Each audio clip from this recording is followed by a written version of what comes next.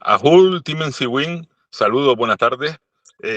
Muchas gracias a la organización Liberación por haber propuesto esta charla informativa sobre la memoria científica de la primera campaña de excavación arqueológica en el yacimiento de Malverde, que nos va a impartir y nos va a ofrecer Abel Galindo, arqueólogo de la empresa Arqueos Arqueología, responsable de esta primera campaña de excavación.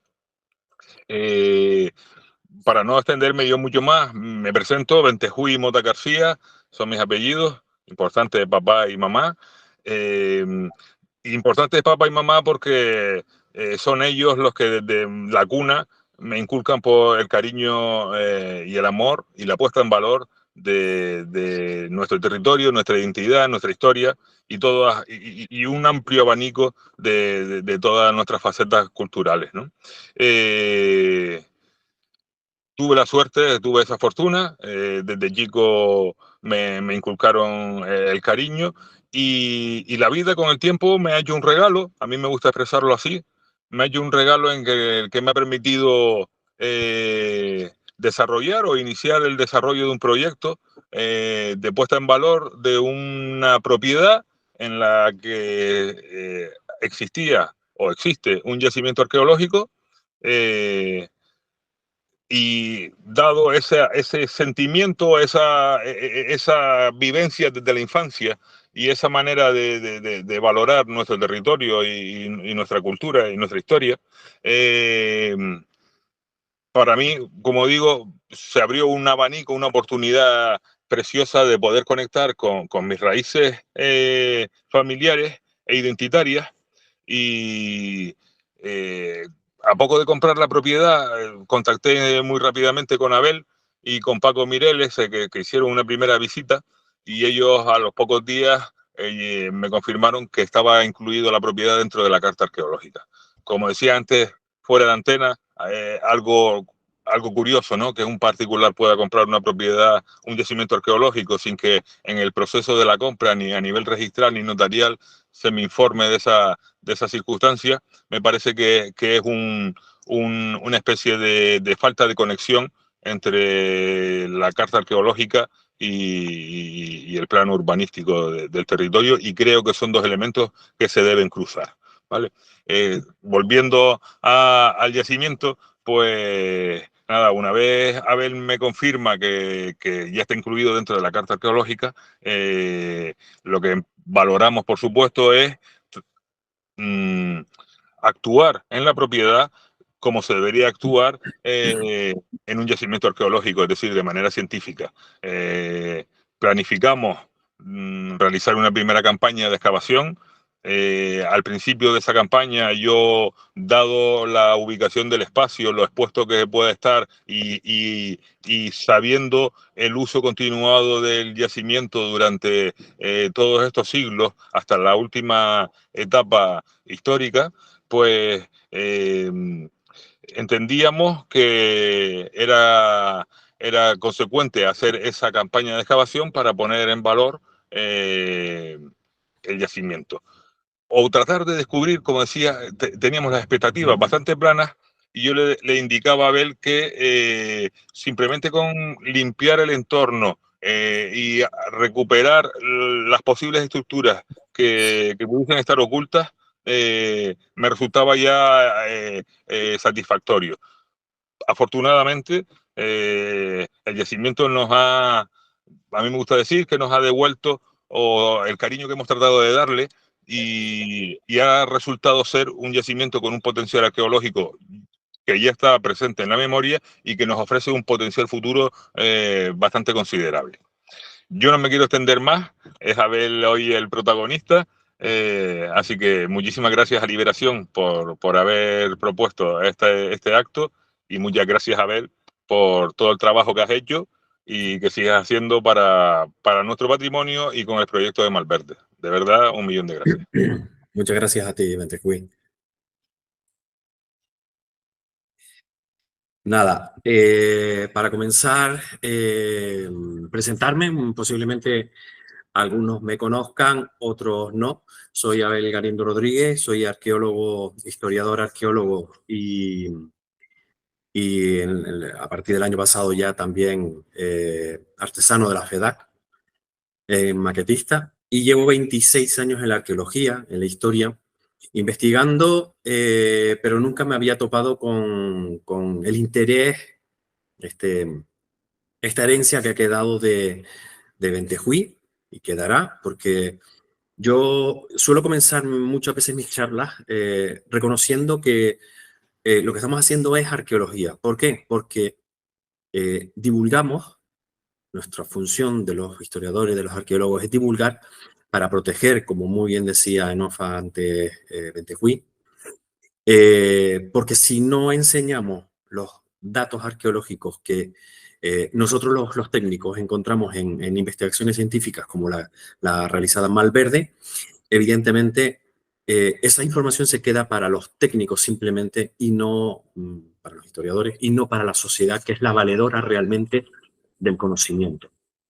Yo creo que es importante esto que estamos haciendo hoy, esto que hemos hecho en Malverde, porque se le está dando conocimiento a un hecho historiográfico sin parangón en Canarias, que es que un particular, Bentejuí Mota García, pagara de su bolsillo, aparte de comprar la propiedad, pagara de su bolsillo esta intervención arqueológica, revelándose como el primer particular en Canarias, en la historia, en financiar este tipo de intervenciones de estos estudios. Nunca había sucedido en Canarias.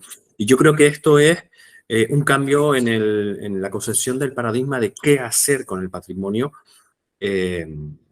cuando uno es propietario del mismo, no es público, no solo público, sino propiedad privada. Y yo creo que en este sentido, Bentejuí se ha revelado como un ejemplo a seguir. Así que todo el que tenga patrimonio arqueológico, histórico, etnográfico en su propiedad, que siga su senda, porque es el camino que se ha marcado, el que yo llevo años inculcando y que seguiremos labrando, seguiremos trabajando en ello. Desde aquí, reconocer a Bentejuí el trabajo que ha realizado, porque es importantísimo. Y nada,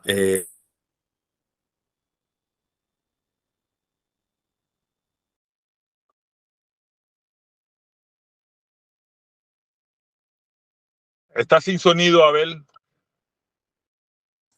se apagó. Perdón. Sí, se apagó. Esta es la parcela, esta es la parcela que adquirió Bentejuí, pero el conjunto arqueológico en sí mismo de Malverde, Tara 3, es muchísimo más grande. Es toda esa ladera hacia el norte, hacia el este y un poco hacia el sur. Realmente lo que documentamos inicialmente fue la propia casona, los restos de una era que al final, aunque fue catalogada como era por la FEDAC, no se documentó como era, que ya hemos descubierto que se trata de una estructura que le hemos llamado 1. Se documentó inicialmente la cueva 1, C1, que es la del vertedero, con basuras más recientes, la C2, que es la cochinera, junto con la zona de la rampa, la C3, que es el alpendre, con el pesebre, y donde nos hemos llevado alguna grata sorpresa, la C4, donde también nos hemos llevado grandes sorpresas, que iré desglosando en esta charla. Con la limpieza de vegetación apareció la E2, la estructura 2. En la excavación apareció la estructura 4, que también dio su grandes sorpresa, junto con la estructura asociada a la estructura 1. Y en limpiezas superficiales documentamos lo que sería la estructura 2, la estructura 3, perdón. Esta imagen me gusta ponerla en reconocimiento a esta labor que ha hecho Bentejuí. Ha estado presente en todo momento en la intervención arqueológica, no solo como propietario, sino como trabajador del día a día ahí pegado. Cuando él podía, se podía escapar, pues ahí está. Y yo creo que ha sido interesantísimo porque él ha vivido los descubrimientos de primera mano. Yo creo que es interesantísimo haber contribuido de esa forma, Bentejuí. Muchísimas gracias, repito. Y así la repercusión que ha generado a nivel de amigos, de amistades, pero también en torno a la prensa, que ha aparecido muchísima prensa, sigue apareciendo en los medios. En esta semana reconozco, ha estado con Evaristo, con la SER, y también reconocer aquí en la última fotografía la labor que ha suscitado y ha facilitado la Real Sociedad Económica de Amigos del País, quienes de forma gentil han favorecido que a la intervención arqueológica de excavación y sondeos se haya incorporado voluntarios y voluntarias que han participado de forma directa en la intervención arqueológica, incluso no teniendo el conocimiento, no son técnicos, son simplemente personas como cualquiera de ustedes que han decidido ser voluntarios y se han acercado al yacimiento para poder conocer nuestro patrimonio, nuestro legado de forma directa.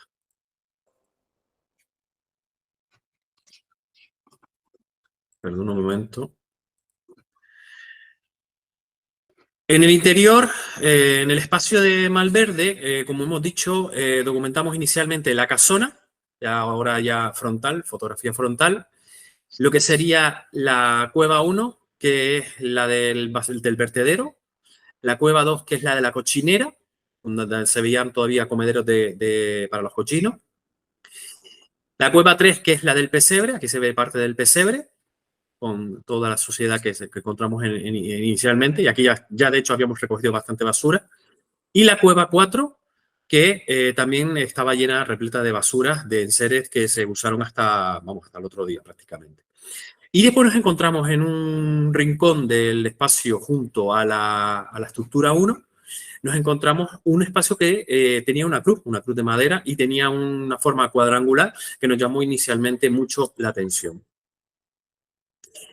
En este sentido, seguimos investigando y, como dije, lo que sería la estructura 1 dejó de ser era, porque ya desde una primera visita documentamos que no se trataba de una era, sino de algo mucho más complejo en el modelo constructivo. Después, durante la intervención arqueológica, fuimos documentando una segunda estructura con la limpieza nada más de la vegetación. Como dije, posteriormente la estructura 3, que son estos restos que se ven aquí, que inicialmente solo eran cuatro muros, y fue mucho más complejo porque se dieron una serie de alineaciones que se adentran en la propiedad anexa. Y después la estructura 4, que es esta que tengo en la foto inferior. Lo primero que hicimos durante el proceso de excavación fue la limpieza de vegetación y la limpieza inicial de basuras y de estructuras de cemento, que en algunos casos fueron bastante grandes, que fueron habilitadas por los usuarios de este espacio, estamos hablando de los últimos propietarios, quienes crearon, pues esos rediles de cabra, rediles para cochinos, y aquí en este caso se ve la limpieza de lo que sería la parte más cercana a la cueva 1, que es esta, pero de un espacio que fue habilitado para cochinera también.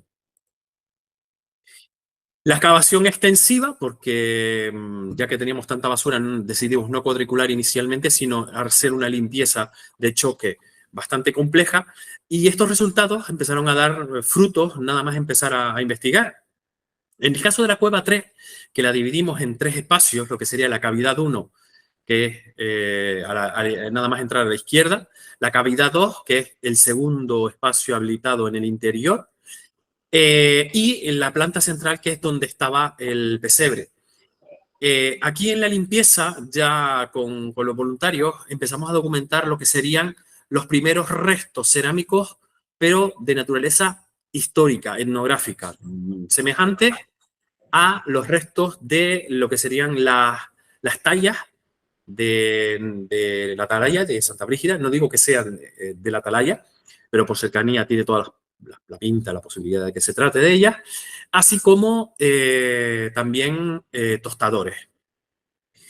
Cuando excavamos, empezamos a limpiar la estructura, lo que sería la C3, la cavidad 3, la cueva 3, la cavidad 2, le terminamos limpiando lo que llamamos unidades estratigráficas. Nosotros le ponemos nombre a todo en la arqueología para documentar todos esos niveles de tierra.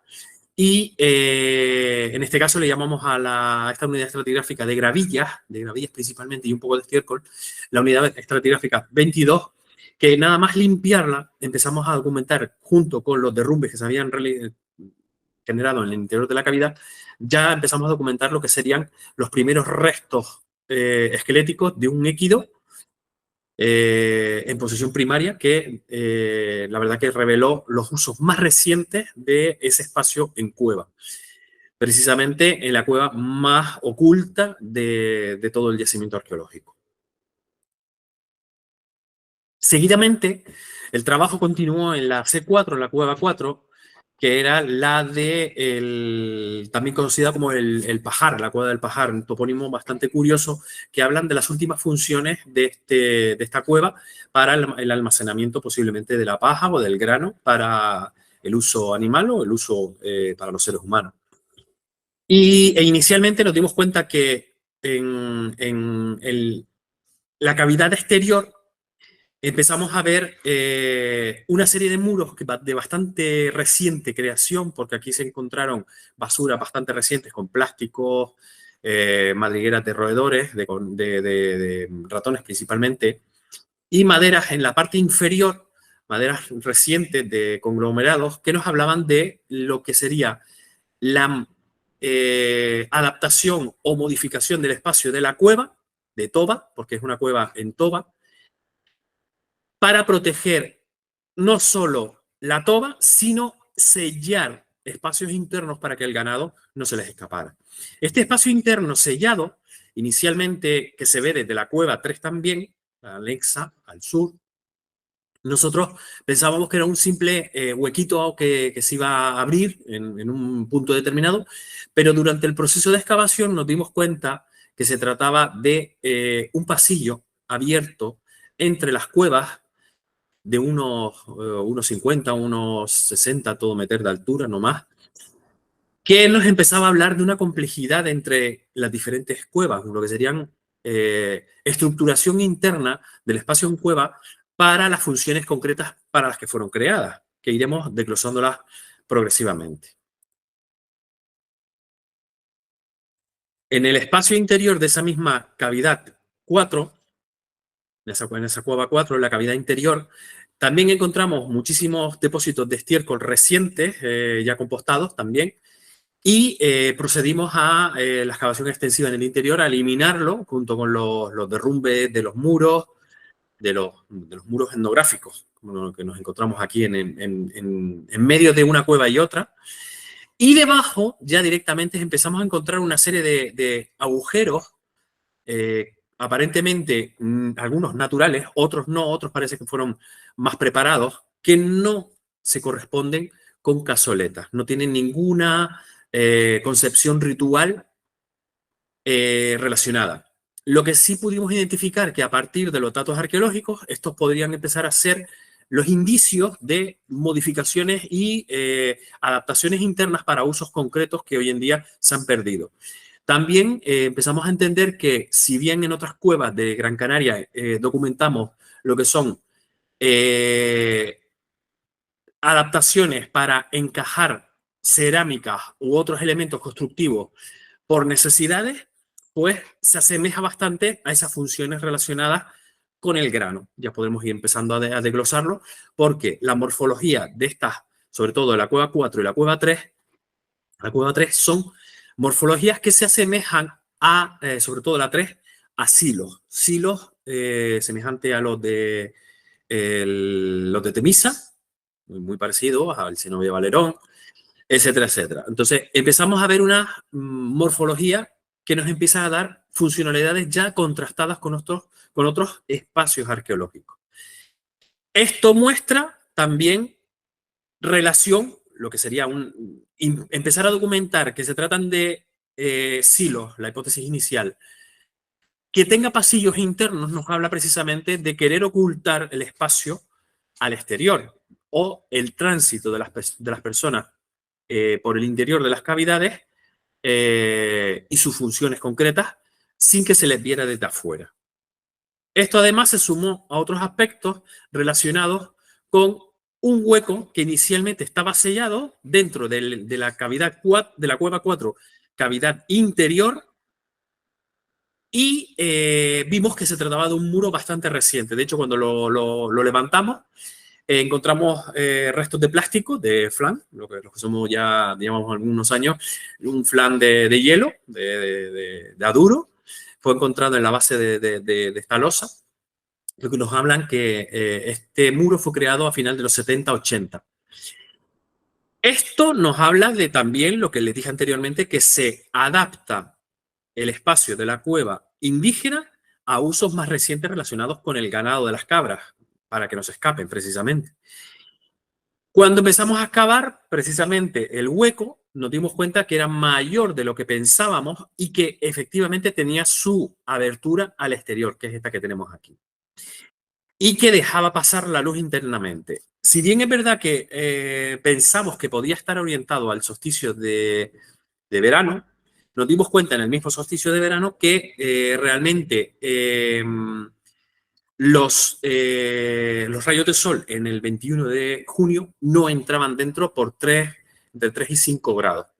Pero sí nos dimos cuenta durante el proceso de excavación de que esto se asemejaba a lo que serían los accesos a otros silos, a otros lugares donde se guardan granos verticales u horizontales, como lo mismo que sucede en Riquianes, en Las Palmas, junto al Salto del Negro, o en el propio Temisa, en las cuevas del Pósito. Y entonces ya inicialmente vimos que se trataba de un acceso controlado, escalonado, además, hacia el interior, escalones, 5 escalones hacia el interior, que facilitaban ese acceso, como dije, controlado de las personas que llegaban a ese punto. Esto nos está hablando del control de las personas que tienen la facultad de entrar aquí para cuestiones concretas relacionadas con el grano, pero también una que es mucho más normal, que es defender el espacio donde está la comida o los alimentos básicos, como el gofio, el grano de la cosecha de la siguiente sementera, para las posibles invasiones que se iban generando a lo largo de los años, porque recuerden, y históricamente está documentado, que casi cada año había al menos un ataque pirático.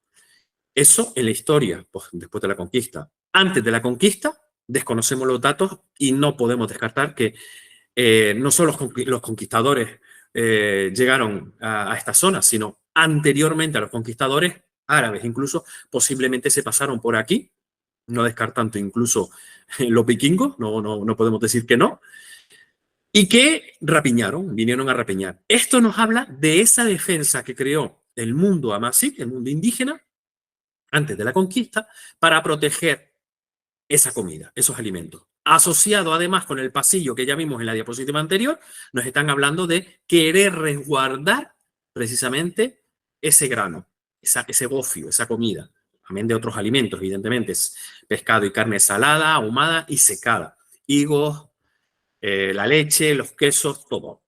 Imagínense esa cultura guardando todos sus alimentos en estas cuevas.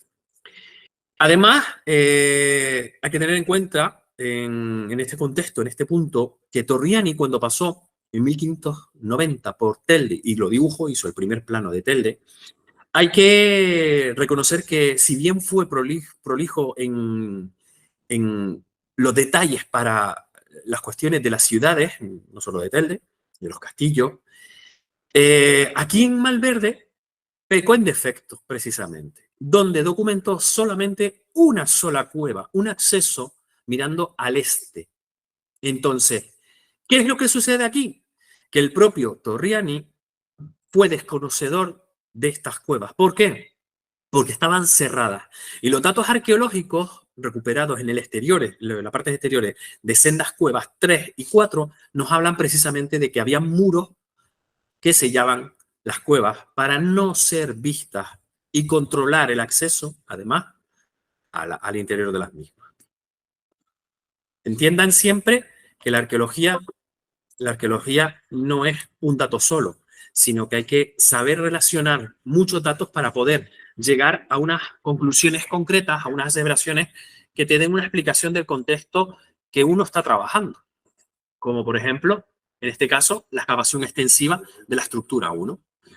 Inicialmente en superficie nos encontramos lo que sería la UE69, el nombre que le hemos dado, que encontramos 91 unidades estratigráficas, hemos documentado 91 unidades estratigráficas, donde procedimos a limpiar la basura. Pues, la UE69 precisamente es la basura, que en algunos puntos tiene hasta 20 centímetros de espesor, cerca sobre todo de lo que sería la cueva 1, esta parte de aquí. Debajo la UE68, que es un relleno intencionadamente, documentamos que fue un relleno intencionadamente de tierra y cascajo. Y digo por qué lo documentamos, porque en él aparecen de forma desordenada, en posición secundaria, hincadas, desordenadas, rotas, restos cerámicos, herramientas de piedra, molinos, etcétera, etcétera. Amén de lo indígena, también histórico, hablamos ya de restos de talla o restos de tostadores, de lo que serían usos etnográficos más recientes de este espacio que se estudió. En este punto, precisamente, no sé si se ve ahí, en una zona donde se ve precisamente una varilla, se documentó el famoso ídolo que ha pasado a llamar, Pentejuy lo bautizó con el nombre de Luna, Ayur, y que representa una imagen femenina también muy parecida al ídolo de Tara, de un poco menor proporción, y ya lo veremos en una fotografía posterior, que le faltan varias partes. Una de ellas precisamente fue encontrada en la estructura 4, que está fuera del muro de la estructura 1, que es esta parte de aquí, que representa una estructura excavada en la toba, que se ve aquí la toba labrada, con un muro de cierre, que es esta parte de aquí, estas piedras tópolos que vemos aquí, de fonolita. El relleno que tiene la estructura 4 y el relleno que tiene la estructura 1 son totalmente diferentes.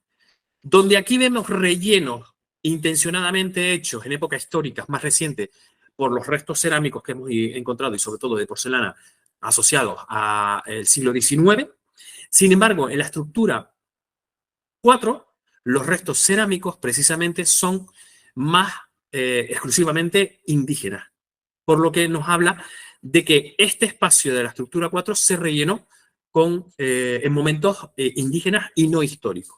Por lo tanto, se tratan de dos unidades estratigráficas diferentes que, por circunstancia, fueron trasladadas y aprovechadas la de la parte de abajo para rellenar la parte de arriba. ¿Y por qué lo digo? Porque precisamente en una de las zonas de relleno donde había más cerámica indígena de la estructura 4, apareció el brazo de Ayur. Esto en arqueología no suele suceder. Suele suceder si aparecen muy cerca. Pero a 4 metros de distancia de un punto a otro, es decir, Ayur apareció por aquí y en la base de la ladera apareció el brazo, que encajaba perfectamente. No suele ser lo normal, como dije, y nos habla precisamente de que de aquí se movieron tierras para subirlas para arriba. Por eso aparece Ayur arriba, que fue trasladada, y el brazo aparece en el contexto indígena netamente.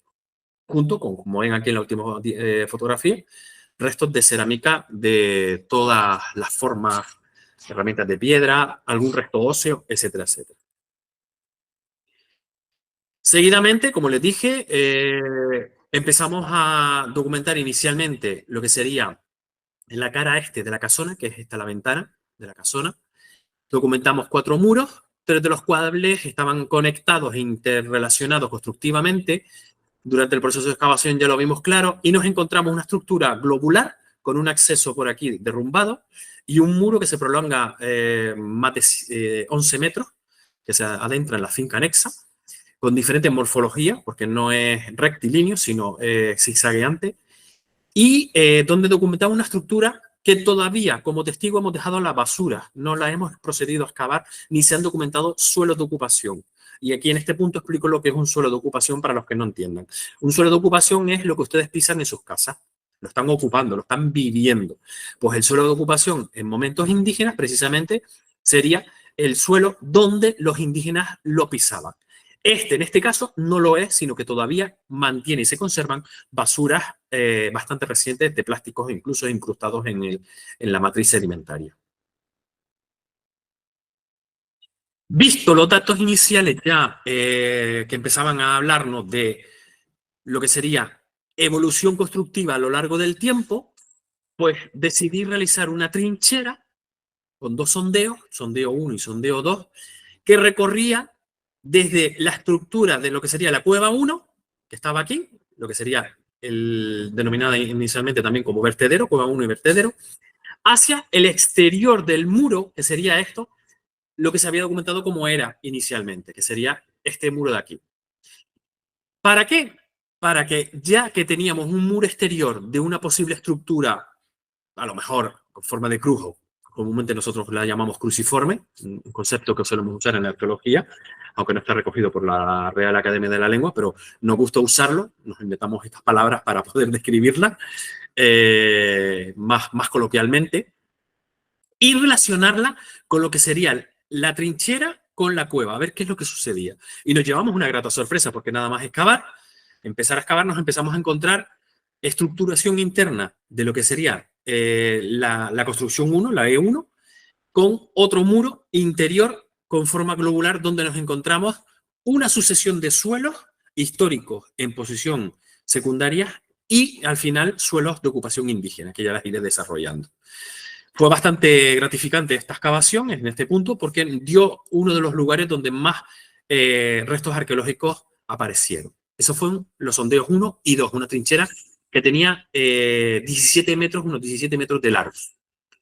Posteriormente, visto los datos del pasillo entre la cueva 4, que es la de interior, y la cueva 3, que es este espacio aquí, la entrada, decidí pues, realizar un sondeo, el sondeo 3, para poder documentar a ver qué es lo que pasaba con ese espacio entre las cuevas. Entonces, empezamos a cavar, nos dimos cuenta que había modificación del espacio de la cueva con muros más recientes, con rellenos de lo que serían estiércol de vaca compostado mezclado con picón. Esto tiene una significación bastante importante porque nos habla de que la cueva era mucho más grande, que sería el solapón, y que tapaba todo este espacio que hoy en día está a la intemperie. Y debajo empezamos a documentar cuestiones más significativas que iré desarrollando en siguiente diapositiva para no desvelarles las sorpresas. Posteriormente, en el interior de la cueva, cuando ya retiramos los estiércoles, la basura, los derrumbes, etcétera, etcétera, entre el espacio de lo que sería la cavidad central, el espacio de la planta central, que es esta parte de aquí, con un relleno muy grande de lo que son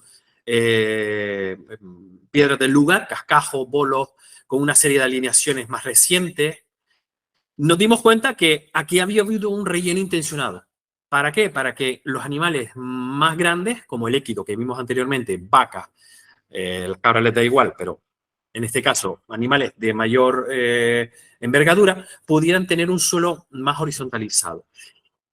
Entonces decidí realizar un sondeo entre la cavidad interior, la cavidad 2 y la planta central, que fue este sondeo que también dio sus sorpresas semejantes a lo que dio la limpieza nada más de la cavidad 1, es decir, los primeros restos cerámicos que encontramos, que les dije que eran parecidos a los de la atalaya. Hablamos de tallas y de tostadores.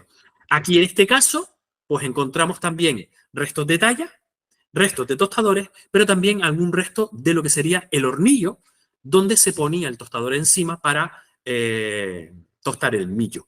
Hablamos de época histórica en este caso. Son suelos etnográficos, no indígenas todavía, que no dejan de ser significativos, porque hay que trabajar los suelos etnográficos para poder comprender los sucesivos usos del suelo que se realizan desde el momento de la conquista hasta nuestros días prácticamente. Porque en este caso, pocas veces se llegan a poder estudiar y desconocemos incluso lo que sería la evolución de la losa canaria, tipo la atalaya o de Lugarejo, de Barranco Hondo, y la desconocemos, ¿por qué? Porque nos han hecho estudios mucho más complejos. Este tipo de suelos etnográficos, históricos, que si bien es verdad que se asemejan a suelos más relacionados con el siglo XIX, sí nos pueden empezar a mostrar esa evolución de la cerámica tradicional a lo largo del tiempo hasta sus últimos usos bien adentrados en el siglo XX.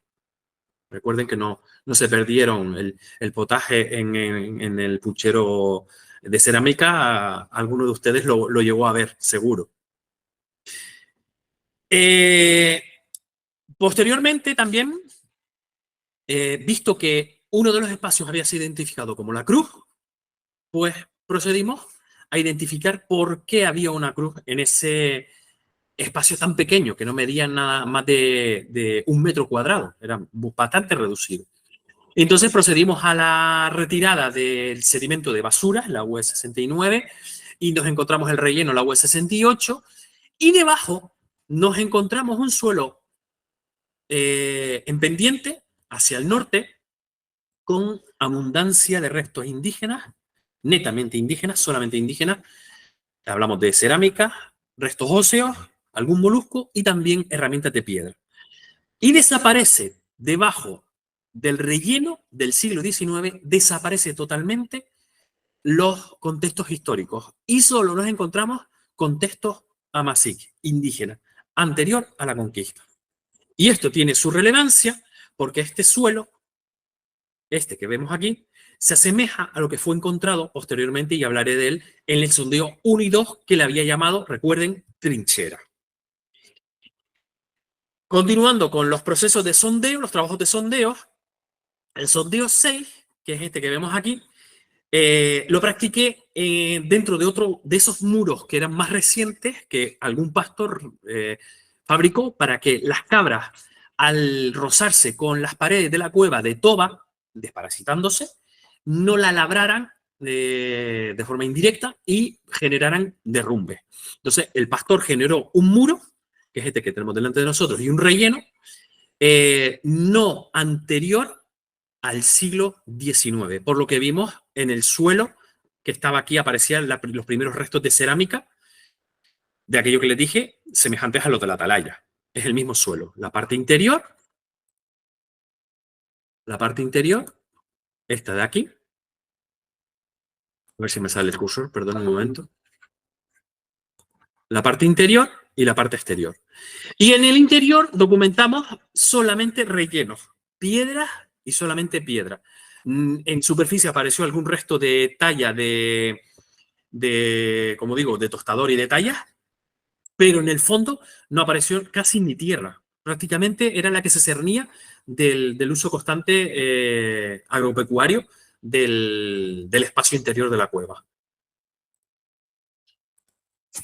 Seguidamente, en el sondeo 7, lo planteé de forma directa en el mismo pesebre. Fíjense aquí el muro del pesebre, porque me resultó curioso cómo viendo los suelos etnográficos que aparecían por fuera, suelos, hablamos de lo que le dije, con ricos en guano, con cerámicas tradicionales incrustadas en ese guano, aparte de clavos, madera, restos de cañas incluso, pues decidí profundizar en el mismo pesebre a ver qué es lo que sucedía. En él nos encontramos que solo había guano de aves, solo de guano de aves, que habían nidificado en el interior de la cueva tras el abandono, y nunca encontramos lo que sería un lecho de cal preparado dentro del pesebre para poder darle forraje a los animales, sino directamente sobre la matriz rocosa, como se ve aquí,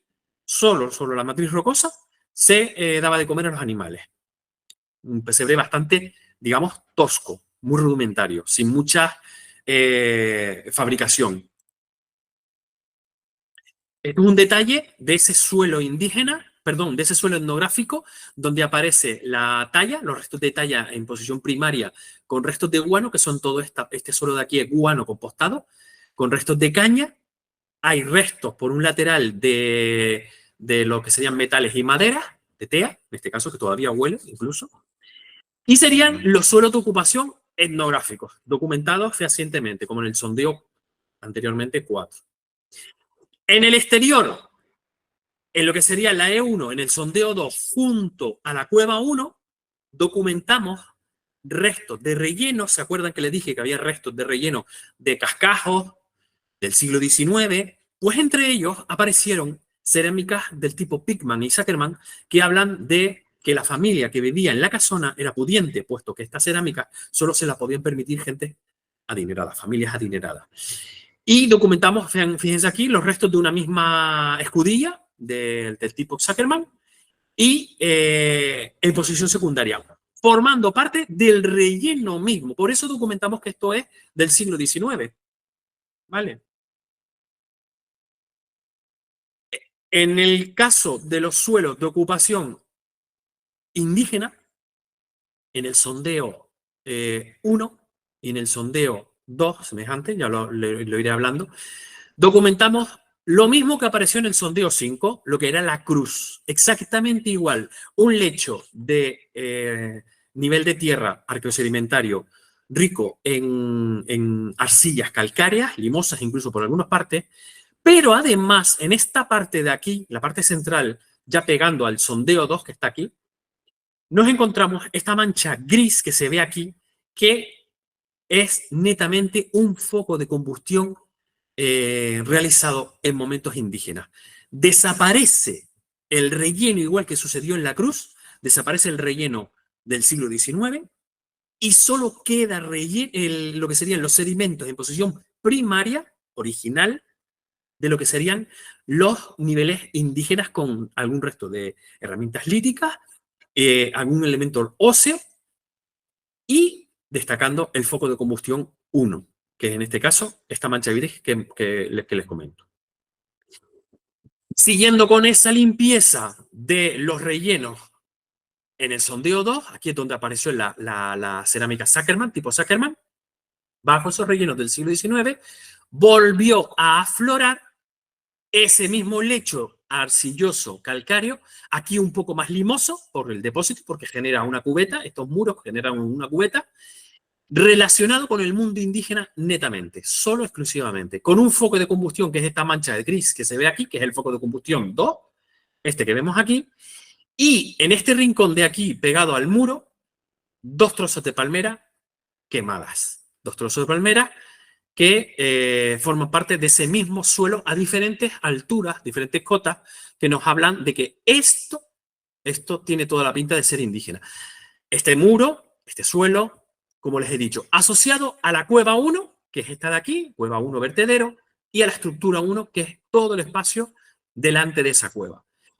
Hay que determinar todavía si este suelo este muro, perdón, se apoya sobre este suelo o forma parte de él. Esto hay que documentarlo en excavaciones posteriores, pero no deja de ser significativo que estando la palmera aquí, ya haya muro asociado a ella.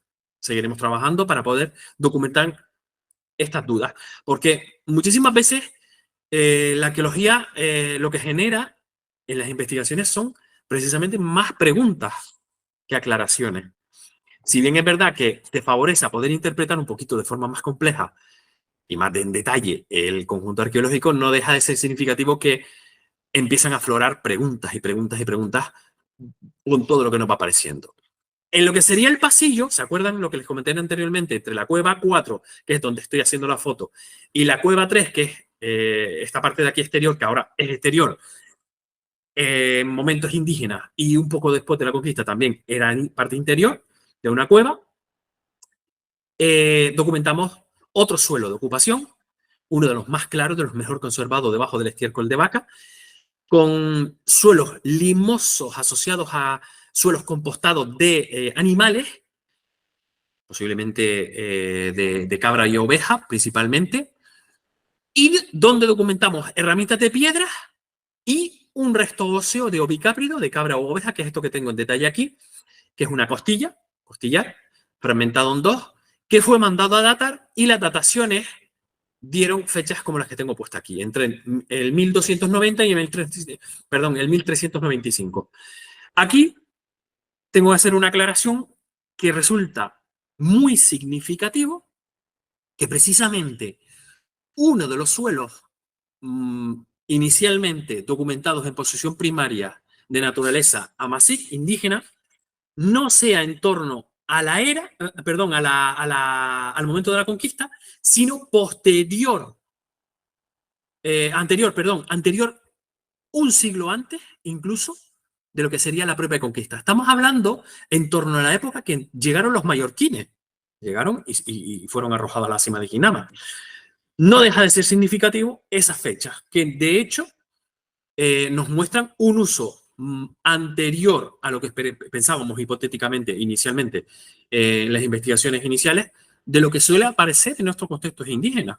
Lo primero que aparece es el momento de la conquista. Sin embargo, aquí ese momento de la conquista, no ha aparecido, no ha aflorado por el momento. O no lo hemos datado, porque, como he dicho, han aflorado 3 suelos de ocupación en diferentes puntos de ocupación indígena. El último documentado, pero sin embargo el primero en documentarse durante la intervención arqueológica, el último que les comento en este caso, fue en la entrada del acceso a la cueva 4. ¿Se acuerdan que había un escalonamiento de entrada y controlado, donde se documentó un muro de cerramiento que habla de precisamente ocultar la entrada al exterior?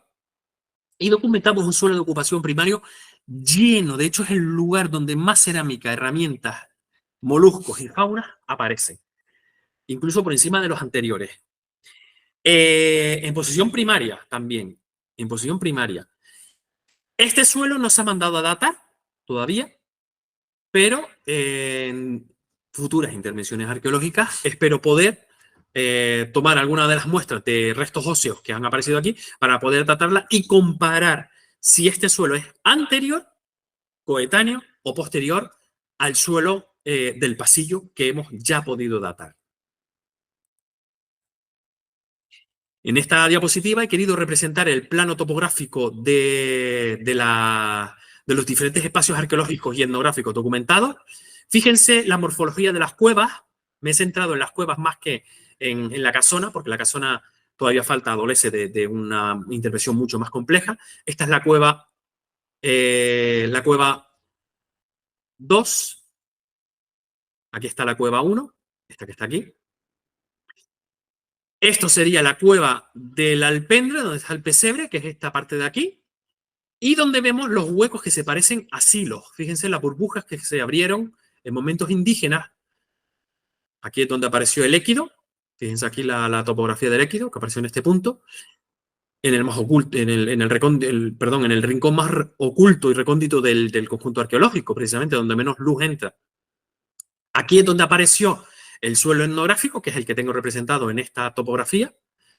El équido, el sondeo 4 que apareció en la entrada de la cavidad 2 y en el pesebre, delante del pesebre, donde apareció material compostado, así como el pisante para la vaca. Lo que sería una piedra del pisante que ha desaparecido. Podría profundizar mucho más en la explicación de todo este espacio, pero si no me darían aquí las 12 de la noche y no es cuestión. Fíjense cómo la cueva 4 también tiene forma globular. Este es el acceso escalonado. Las líneas grises que se puedan ver es el acceso escalonado. Este es el suelo de ocupación exterior con el muro. Por aquí se accede y al pasillo se pasa por aquí, por este tránsito que estoy generando con la flecha. Y este es el pasillo, con donde está el suelo de ocupación 77, que es donde se documentó el costillar que fue datado. Este es el pasillo. En Esmeralda remarqué este espacio que es marcado por una serie de muros, alineaciones de muros que todavía hay que excavar. Son estas alineaciones que se puedan ver aquí, que nos hablan de que las cuevas estaban originalmente mucho más prolongadas al este. Y sin embargo, la erosión ha generado que se haya perdido visera y se haya perdido espacio en cueva, pasando el pasillo a ser de un acceso entre cuevas a ser de una cueva a un exterior de cueva. Porque hoy en día el muro exterior de la cueva 3 es esta línea de aquí. Todo esto es un goro reciente, generado en los años 60, 70 del pasado siglo. Igual que lo reconocido para el équido, que no he dicho el nombre, se llama Stratego. Betejuy lo bautizó con el nombre de Stratego. Él, si quiere aclararlo después, me gusta que lo aclare después por qué le puso este nombre. Y así le damos un poco de valor al promotor que ha generado este proyecto. Por esto he querido representar precisamente lo que hablaba inicialmente de Torriani, que si bien había muros cerrando las cuevas, Torriani no pudo verlas. Y posiblemente esos muros que empezamos a ver en superficie son esos cerramientos que se encontró Torriani que no pudo documentar la morfología original o la documentación de las propias cuevas.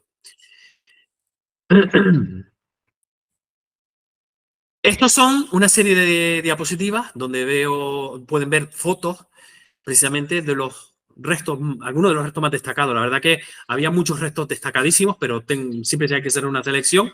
Evidentemente elegí Ayur, el ídolo de Malverde, donde se ve aquí cómo encaja el brazo. Ahí tenemos la posición, una de las posibles posiciones. Hay que decir que el ídolo no es un fragmento, como se ha ido corriendo en redes sociales, es un fragmento de asa. Es falso. El ídolo es exento, tenía una placa por detrás con posiblemente una morfología de trenzado semejante al ídolo de las tirajanas, que está perdido. Esperemos que, al igual que apareció el brazo a 4 metros del cuerpo, el cuero y el cuello de Ayur, podamos documentar también esa placa y poder darle una mejor visualización, pero no deja de ser significativo. Vemos aquí restos de tapas que aparecieron precisamente en los rellenos agrícolas del pasillo. Lo que serían asas pitorros, asas cuadradas y pitorros, muy, muy típico de anforoides para lo que sería contenedores de líquidos. Y cerámicas anforoides mucho más grandes con ranuras, que yo sospecho que esta ranura fue intencionadamente realizada como decoración, hay que seguir investigando, con un posible hueso que son cuadrangulares de cochino, porque la sección es cuadrada perfecta, no es en V ni una ranurita finita, muy insinuada, no, es muy profunda y muy homogénea. Evidentemente, destacar las herramientas líticas, fueron miles de herramientas líticas, se recuperaron, entre ellas destacamos los restos, lo que serían los levallois, que se practican sobre un mismo elemento, donde vemos extracciones para fabricar aquí, en este caso, una especie de pico, un núcleo de donde sacan levallois, elementos levallois, que son lascas para después generar herramientas. Es decir, de aquí salen las lascas para generar otras herramientas, como por ejemplo las propias obsidianas, que son de pequeño tamaño, fíjense que esta no llega al 1,5 centímetros, que son generadas, favorecidas por la talla de soportes superiores, de mayor porte, de mayor dimensión.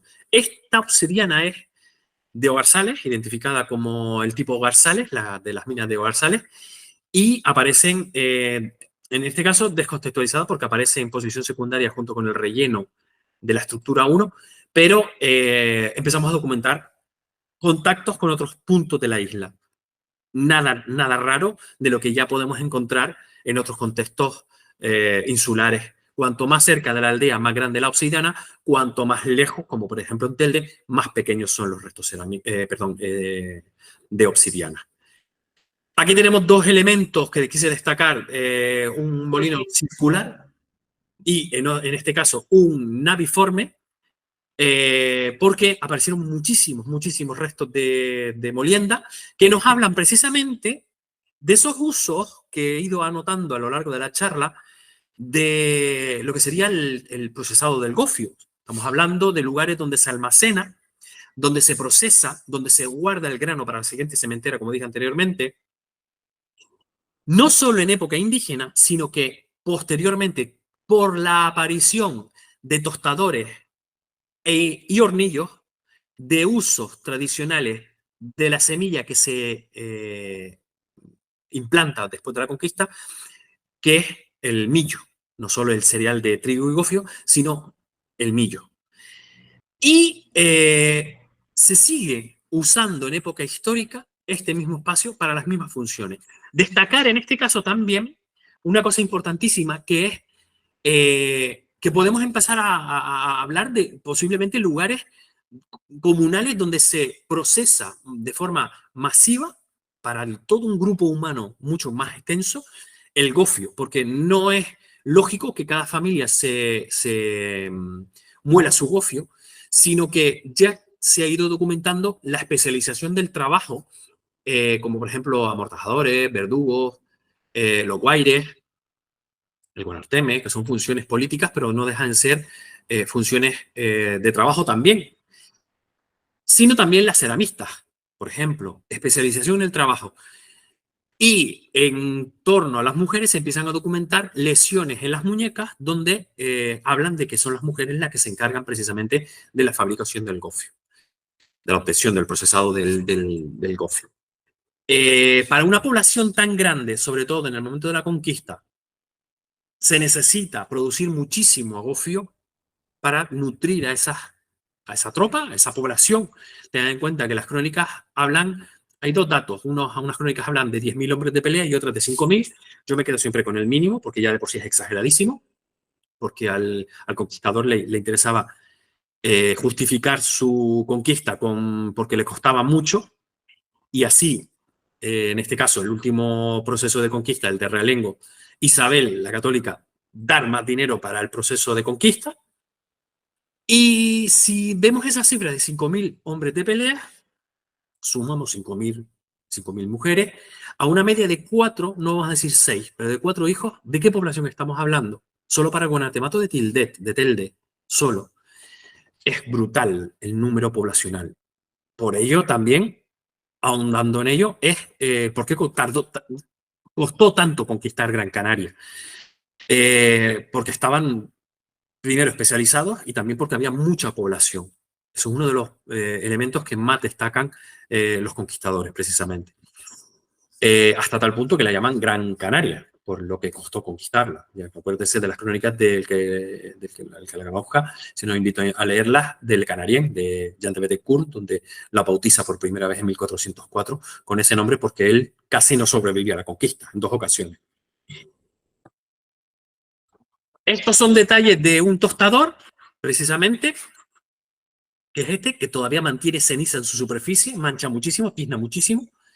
Y esto es un hornillo, los restos de un hornillo que apareció en el pasillo, en ese lugar donde mismo apareció muchísimos fragmentos de tostadores, aunque hay que decir que los tostadores aparecieron más numéricamente en lo que sería la cueva de la Alpendre, la cueva 3, sobre todo entre la entrada y la cavidad 1, la primera cavidad.